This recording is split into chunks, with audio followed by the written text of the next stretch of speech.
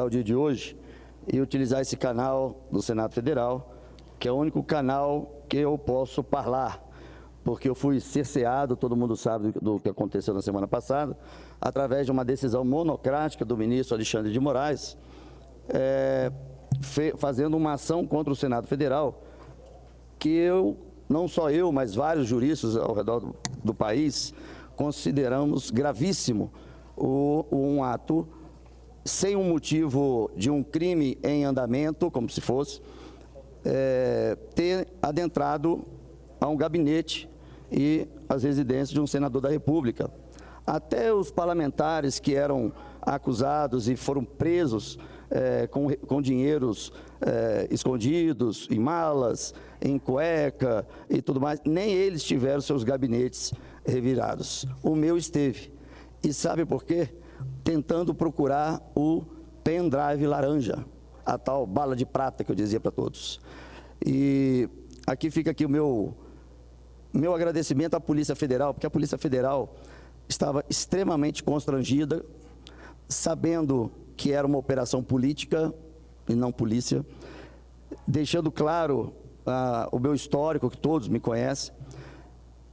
Teve até policial que ficou emocionado, chegou a chorar no dia, pedindo desculpas e perdão por estar ali, tendo que executar uma ordem que ele também sabia que não era dentro da Constituição, mas eu deixei livre que todos pudessem fazer o que tivesse que ser feito.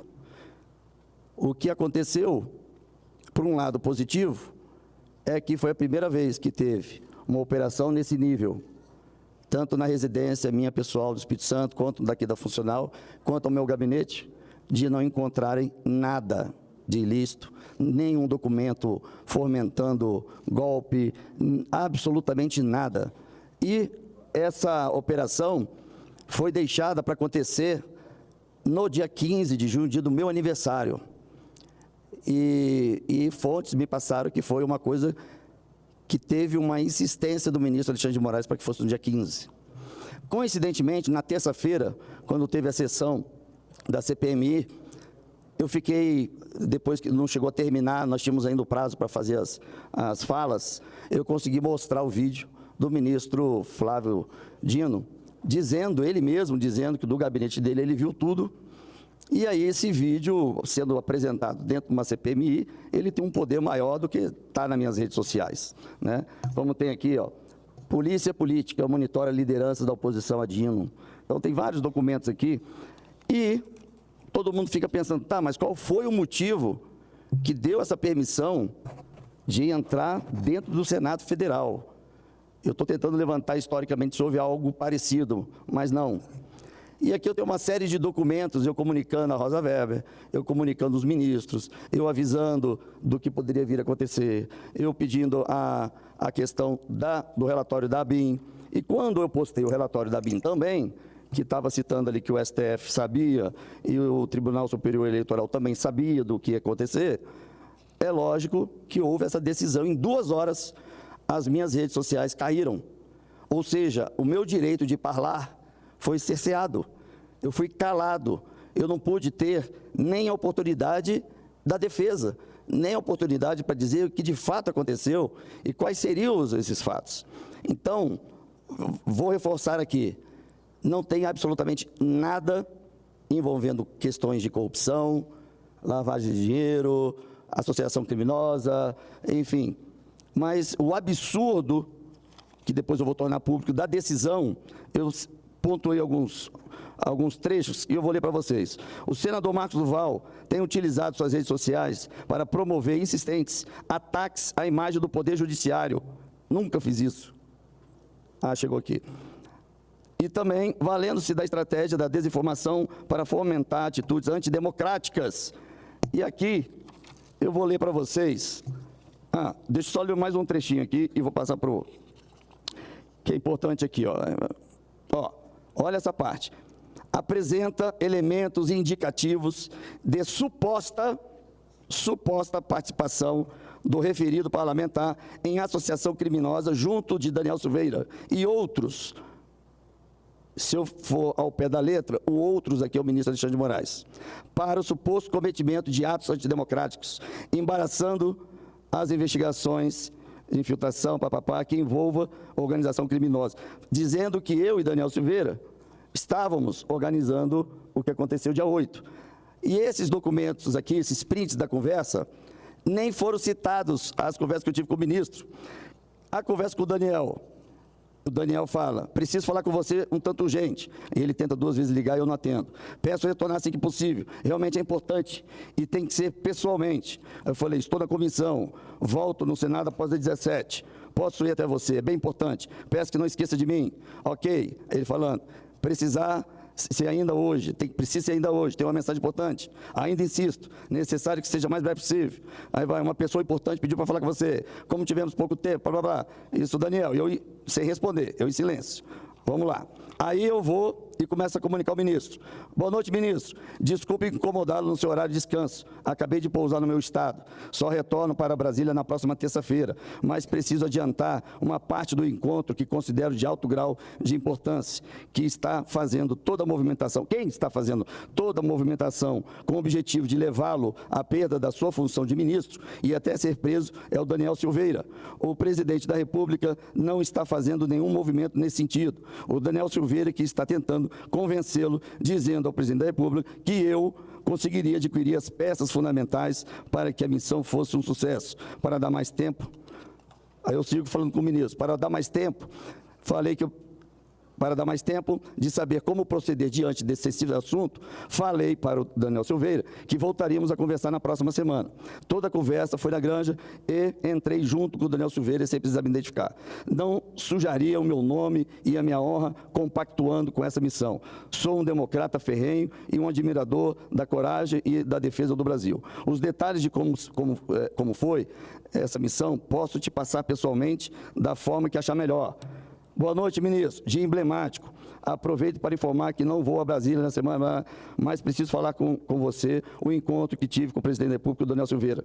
Me pediram uma ação esdrúxula, imoral e até criminal. Não sei como poderia te contextualizar com segurança. Caso for necessário, posso ir a Brasília e encontrá-lo. Sei que nesse momento, turbulento na missão que estava prosseguindo. Aí o ministro me responde, boa noite, estarei em Brasília, em São Paulo no sábado. Aí eu respondi, ok, definir amanhã eu faço contato. Qualquer dia dessa semana, no período da tarde, ficaria melhor para você? Aí ele respondeu.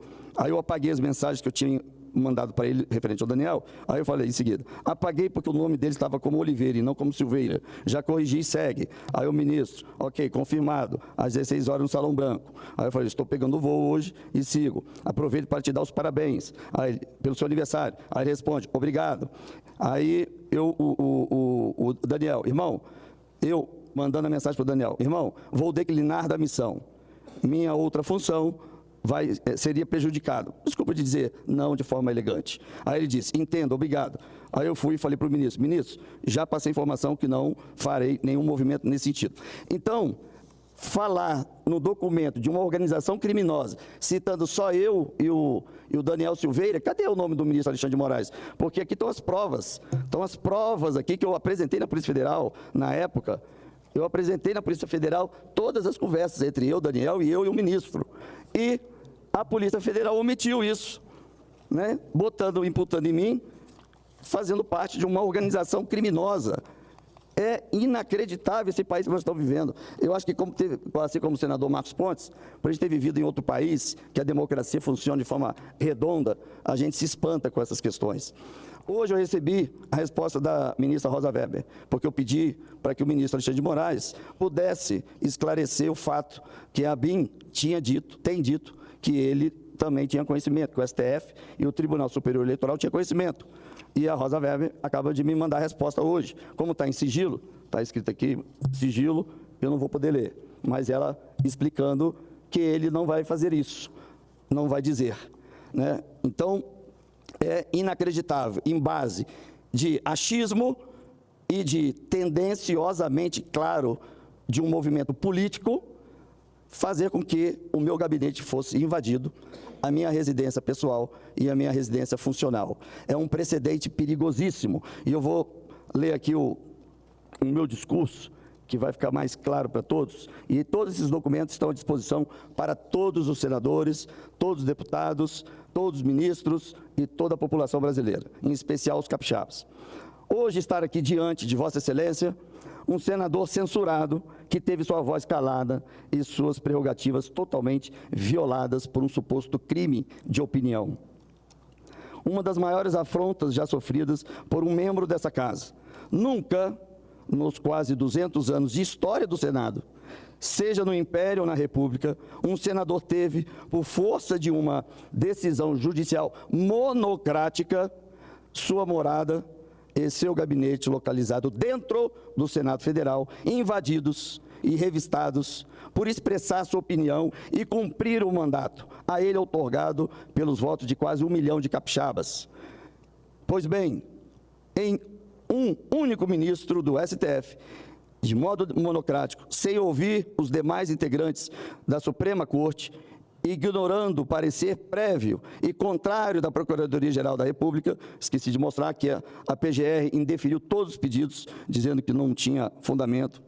Então, ignorando o parecer prévio e contrário da Procuradoria-Geral da República, que tem a competência legal de opinar sobre todas as medidas a serem adotadas no curso do processo, usou de suas competências para violar as prerrogativas do Senado Federal.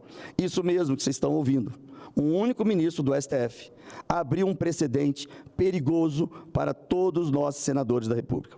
Alguns aqui podem não concordar com as minhas opiniões, mas asseguro a todos vocês, senadores, que o que está acontecendo comigo, ou seja, a violação das garantias constitucionais que nos protege de atos arbitrários, como os que foram praticadas contra mim, todos os senadores agora estão sujeitos a sofrerem a mesma punição. Sim, pois ao determinar a invasão do gabinete do senador Marcos Duval, um único ministro do STF, ao arrepio do que determina o artigo 2º da Constituição Federal, que diz: são poderes da União independentes e harmônicos entre si, o Legislativo, o Executivo e o Judiciário. Pôs abaixo o próprio princípio da separação dos poderes, conforme consagrado por Montesquieu e escrito na Constituição, nas constituições políticas das nações democráticas. Na última quinta-feira, a vítima da agressão foi este senador que vos fala. E esclareço aqui, não respondo e nunca respondi nenhuma ação de processo de corrupção ou de qualquer natureza criminal, muito menos de uma organização criminosa. Se essa casa não reagir de modo altivo e em defesa das suas prerrogativas, consagrada no artigo 53 da Constituição Federal, que diz: os deputados e senadores são invioláveis por suas opiniões, palavras e votos. Amanhã poderá ser com qualquer um dos senadores que ousem criticar ou comentar ou fiscalizar nesse plenário sobre determinada decisão judicial, ou numa comunicação direta com seus eleitores, fazer uma crítica técnica a um ministro ou ao governo. Alerto que agora todos estão sujeitos a processos, apreensões, perda do mandato e até prisão. A operação planejada, arquitetada e minuciosamente pensada para acontecer no dia do meu aniversário foi realizada sob a cobertura de um forte aparato policial, equipada com operações, como operação de contra-criminosos de alta periculosidade, com uso de fuzis, inclusive adentrar em minha residência com objetivo não muito claros, além do constrangimento do senador da República e dos policiais que estavam cumprindo a ordem. Do meu apartamento em Vitória levaram apenas o meu celular, ou seja, não o meu pessoal, mas o institucional, do Senado Federal. Um celular, o aparelho do celular e o chip que se encontram são do Senado Federal, além do computador e uma arma totalmente legalizada, dada o porte pela própria Polícia Federal, sabendo de risco de vida da minha pessoa. Faço aqui um alerta. Ao levar o meu computador pessoal e o celular do Senado Federal, abriu-se um precedente institucional, ou seja, todos os senhores senadores que mantiveram algum contato comigo desde o início do meu mandato e, de alguma maneira, também passaram a estar expostos.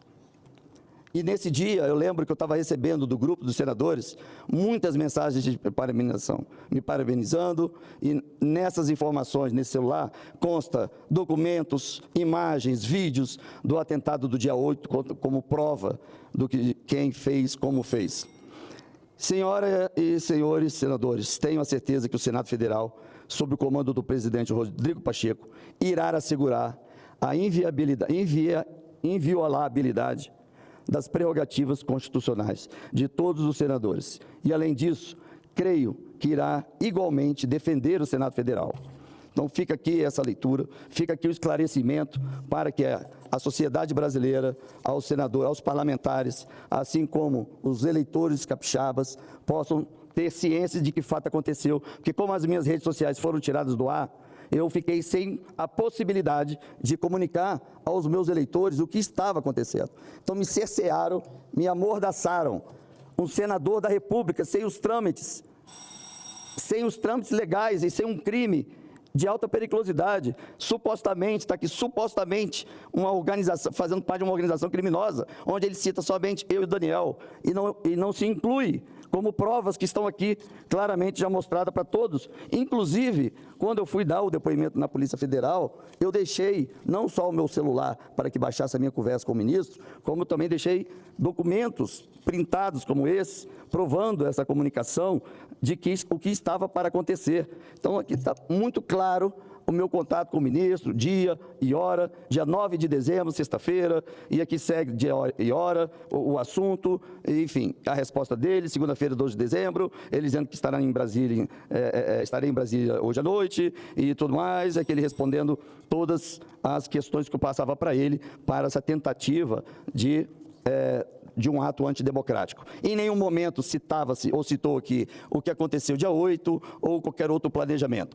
O intuito desse convite feito pelo Daniel Silveira, que de imediato eu identifiquei que era algo ou imoral ou ilícito, de pronto eu segui e comuniquei ao ministro Alexandre de Moraes, que assim me atendeu, que num vídeo ele mesmo fala nesse vídeo que ele aparece, que realmente me recebeu e que realmente ouviu eu pedi uma opinião se eu deveria ir ou não à reunião, ele disse que sim, vai, que é importante você escutar. E depois eu reportando a ele o que de fato aconteceu, como eu li, que era uma reunião esdrúxula de ideia do Daniel Silveira de tentar convencer eu e o presidente da República a gravar o ministro Alexandre de Moraes. Ele estava ali, é bom esclarecer isso, ó, o PR, presidente da República, não está fazendo nenhum movimento nesse sentido. O Daniel Silveira, que está tentando convencê-lo, dizendo ao presidente da República que eu conseguiria adquirir as peças fundamentais para que a missão fosse um sucesso, para dar mais tempo de saber. Aí que eu falo que eu gostaria de ter, diante desse assunto sensível, falei que voltaríamos a conversar na próxima semana. Falei para o Daniel, semana que vem eu te dou a resposta. Toda a conversa foi na Granja, entrei junto, que eu falo. Então eu coloquei bem claro ao ministro, disse a ele, não sujaria o meu nome e a minha honra compactuando com essa missão. Sou um democrata ferrenho e um admirador da coragem e da defesa em prol do Brasil. Então, isso foi via WhatsApp e depois foi pessoalmente no Salão Branco do STF. E quando eu recebi a minuta, a decisão, eu fiquei impressionado com tamanha aberração da omissão dos meus contatos alertando o ministro. Ou seja, quem nesse mundo, nesse planeta, que faz parte de uma organização criminosa,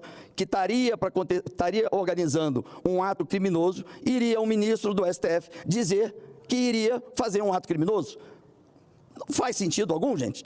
Absolutamente nenhum sentido. Então, ver a Polícia Federal, o delegado, que é um subordinado direto do ministro da Justiça, fazendo e assinando uma decisão como essa, totalmente arbitrária, contra um senador da República, por estar fazendo o seu papel de fiscalizar o Executivo e o Judiciário, foi penalizado. A família, claro que foi penalizada.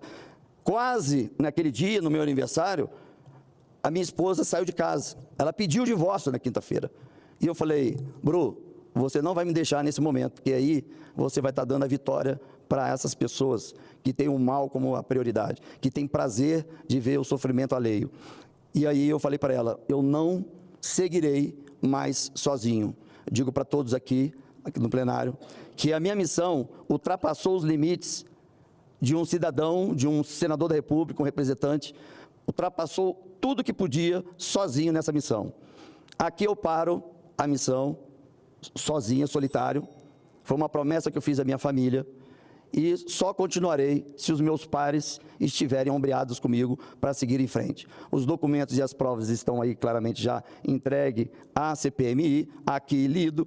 Não há questionamento do que ocorreu, foi uma ação política de tentar me calar e sabendo que eu tinha documentos. Todos os lugares que eles foram, e a própria polícia citando, é o pendrive laranja, e ligando para o ministro, nós não estamos achando o pendrive laranja, nós não estamos achando o documento tal. E aí foram no gabinete, foram só na minha mesa, e na minha mesa da minha assessora. Por que não foi lá no setor de orçamento, que é o setor mais sensível? Estranho. Na minha casa, foi só atrás de documentos que tinham o símbolo do Senado. Obrigado, presidente, estou finalizando. E viram que eu estava, inclusive, eles apreenderam ofícios meus, enviando para a Rosa Weber, enviando para o ministro Alexandre de Moraes, para o Flávio Dino, para o presidente da República, comunicando e pedindo informações sobre o que aconteceu no dia 8. Eles levaram esse documento. Ou seja, hoje eu não tenho documento. O computador hoje tem uma pasta escrito CPI 8 de janeiro, com todos os documentos, fotos e vídeos, estão com eles. Simplesmente para eu não poder apresentar. É coisa de filme mexicano isso. E eu confesso, e abro aqui o coração e falar para o Rodrigo Pacheco, aqui eu quero falar não como Marcos Duval, seu amigo, e não vou falar como Rodrigo Pacheco, como amigo. Aqui é um senador da República, do Espírito Santo, e eu quero falar com o presidente do Congresso e com o presidente do Senado Federal. Presidente, o senhor abriu um precedente perigosíssimo, um precedente que nunca aconteceu em 200 anos aqui no Senado. Um precedente que vai dar um encadeamento de outros senadores terem seus gabinetes, que está na Constituição, que é inviolável, a não ser que esteja cometendo o crime, esteja em andamento. Qual crime que tinha em andamento para justificar em plena quinta-feira, para que a Polícia Federal pudesse cumprir a ordem do ministro Alexandre de Moraes? Nós estamos numa ditadura jurídica. Brasil, se foi capaz de não cumprir a Constituição a um senador da República, que dirá vocês, brasileiros, que não têm a proteção que nós temos, como está dito aqui na Constituição. Eu peço aos senadores, não podemos parar, e também não podemos só ficar falando. Até onde eu pude chegar sozinho, eu cheguei. Desde o dia 9 eu dizia quem eram os responsáveis, e ninguém me levava a sério. Quando, de fato, eu comecei a apresentar os documentos, começaram a entender que era sério. E aí eu tive a minha residência invadida, eu tive meu gabinete aqui no Congresso, numa quinta-feira, invadido, e meu apartamento funcional, que, se eu puder dar um detalhe a mais, que tem um cofre, que é um cofre do Senado Federal, que é um patrimônio do Senado, e todos foram para cima desse cofre. E entraram em contato comigo lá em Vitória, que é aí que eu fui saber que ele estava aqui em Brasília, também dentro do meu apartamento aqui, que até então eu não sabia, achei que era só lá no meu de Vitória. E aí o delegado me perguntou, senador, se eu tenho a chave ou o segredo do cofre? Aí eu não lembro, que cofre? Ah, o daqui, ó. Aí ele mandou a foto. Ah, eu falei, não, isso é do apartamento funcional, esse cofre é patrimônio do Senado, pode ver a etiqueta, pede a chave ao síndico, ou o coordenador, ou peça um chaveiro para quebrar, destruir. E aí todos ficaram ali naquela expectativa de abrir o cofre para ver dinheiro, para achar o pendrive laranja, para achar algum documento que fez com que o Anderson fosse ficar preso meses. Sabe o que tinha lá dentro, gente? Ar, vazio. Exatamente, simbolicamente, mostrando uma interferência, um arrombamento da intimidade, da questão da desestabilidade emocional da família, da possibilidade de eu perder o meu casamento, escolhido o dia do meu aniversário. Isso, o delegado da Federal me falou, que o ministro Alexandre de Moraes determinou que fosse à tarde e no dia 15 de junho, no dia do meu aniversário. Então, senadores, se chegou ao ponto de fazer isso com o senador da República, se ele teve essa audácia de não cumprir a Constituição, fazendo um documento justificando que teria que ser ainda com pedido de prisão. Gente, É inacreditável. Eu vou para que todos possam ver a arbitrariedade, o não cumprimento da Constituição. Tem gente falando que Alexandre de Moraes é um serial killer da Constituição. Obrigado, presidente. Senador Marcos, eu vou pedir a Vossa Excelência para presidir, só enquanto o senador Marcos Pontes também vai fazer o seu pronunciamento.